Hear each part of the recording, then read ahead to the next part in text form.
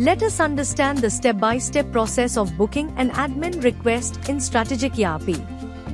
Navigate to the admin request form under the Accounts Payable module. The service request number will be auto-generated by the system. Select the date on which you want to raise the item request. Select the project name from the drop-down.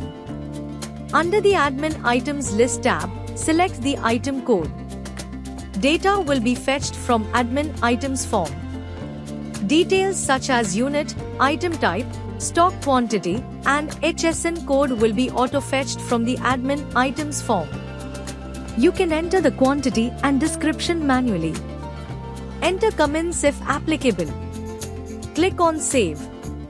Once saved, admin request will be generated automatically. The process of booking an admin request is now complete.